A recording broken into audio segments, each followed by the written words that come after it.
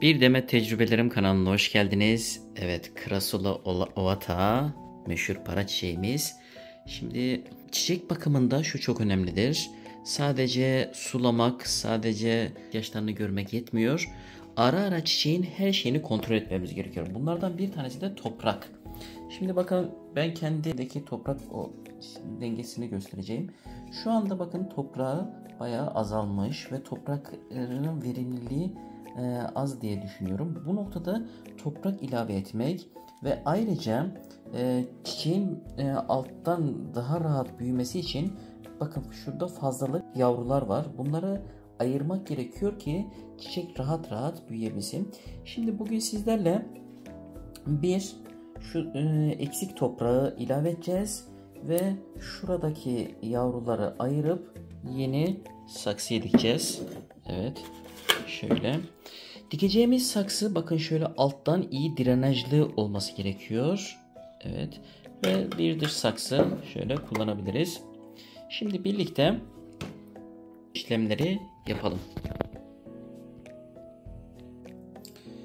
Evet, öncelikle şu alt taraftaki fazlalık gördüğüm yavruları buradan ayıracağız. Şöyle çektiğimizde bakın, köklü bir şekilde çıkıyor. Şu şekilde. Evet, bunları yan tarafa biraz sonra dikeceğiz. Şöyle alt tarafa alalım. Yine bakıyorum. Şurada bir tane var. Bunu da alacağım. Evet, köklü bir şekilde yine göstereyim. Çıkarttık. Çiçeğini çoğaltmayı bir dalından çoğaltma şeklinde söylemiştik. Bir de yaprağından çoğaltma şeklinde söylemiştik. Evet.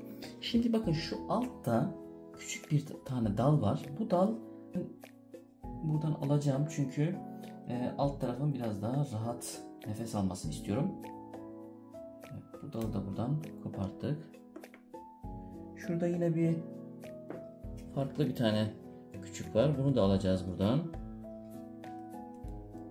Evet, köklü bir şekilde aldık. Ve alt tarafta yapraklar vardı. Bunları da alıyorum. Şöyle göstereyim. Yapraktan çoğaltma ile alakalı. Şöyle. Böyle yeni yavrular çıkıyor yaprağı koyduğumuzda. Evet, iyice temizleyeyim ve tekrar göstereceğim size.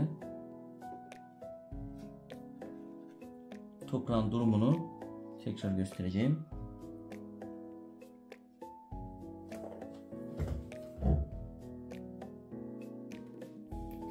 Evet. Bakın şöyle toprağın azaldığını görüyoruz. Bakın yan taraflardan çatladığını görüyoruz. Toprağın verimliliği de azaldı. Şu alt taraftaki, bakın şu alt taraftaki yaprakları da koparacağım. Biraz daha alt tarafın şöyle dal bir şekilde kalmasını istiyorum ben. Evet. Şimdi onları da yapıp devam edelim. Evet. Şimdi şu aşamaya, şu seviyeye kadar toprak dolduracağım buraya. Böylece verimini arttırmış olacağız. Eski toprak verimi düştü. Bununla alakalı ben bonsai toprağı kullanacağım. Şimdi o toprağı da göstereceğim size. Evet, devam edelim. Evet, toprak ilavemizi gerçekleştirdik. Bu toprak geçirgen bir toprak. Bu çakıllı bir toprak. Evet, şimdi bu biraz nemli olduğu için bunu sulamayacağım. İyice kurumasını bekleyeceğim. Ondan sonra tekrar sulayacağım. Evet, krasula ovatamızı, para çiçeğimizi şöyle tekrar göstereyim. Evet, harika oldu şu anda. Çok önemli, topraklarını kontrol etmemiz ve topraklarına ilave toprak yapmamız önemli. Çünkü zamanla toprağın verimliliği düşüyor ve topraktaki besinler azalıyor. Ekstra toprak ilave ederekten bu takviyeyi sağlamış oluyoruz. Bakın şu anda alt taraftaki fazlalıkları aldım. Şimdi şurada göstereyim. Şunun dikimini yapacağız. Toprağa dolduracağız ve bunları şu şekilde toprağa kökleriyle birlikte yerleştireceğiz. Şimdi bunları da yerleştireyim ve size tekrar göstereyim. Evet, saksımızı bakın şöyle alt tarafına biraz toprak koydum. Şimdi birazcık daha koyacağım.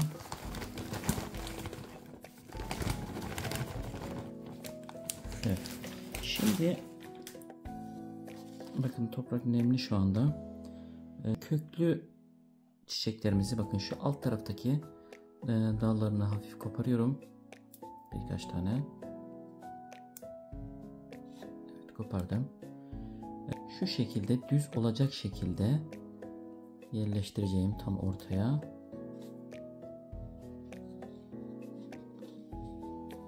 Şöyle. Evet.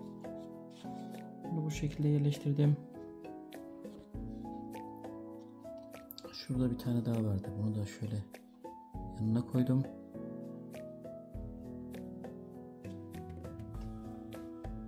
Evet, şimdi bunu toprakla devam ediyorum doldurmaya.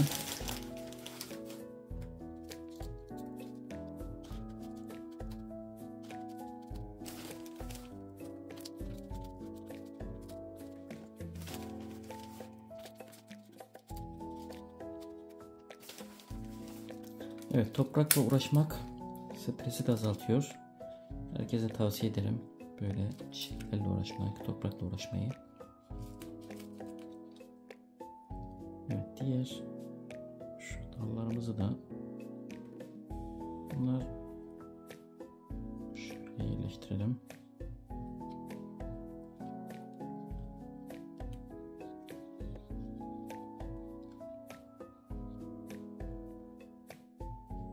Ve şimdi bunları dolduracağız bu şekilde üst kısmını. Doldurayım. İki dikim işlemini de tamamladık. Şöyle göstereyim. Bunları güzelce diktik. Diğer arta kalan yapraklarımızı atmadık çöpe. Bunları toprağımızın üzerine koyduk. Bunlar yeni yavrular olacak. Ve bunları hediye edeceğim. Çok oldu artık çünkü. Evet, şöyle üstten göstereyim. Çiçeğime son haline. Yine gelişmeleri sizlerle paylaşacağım. Evet, görünüşü gerçekten insanı mest ediyor. İzlediğiniz için çok teşekkür ederim. Bir sonraki videomda görüşmek üzere. İyi günler.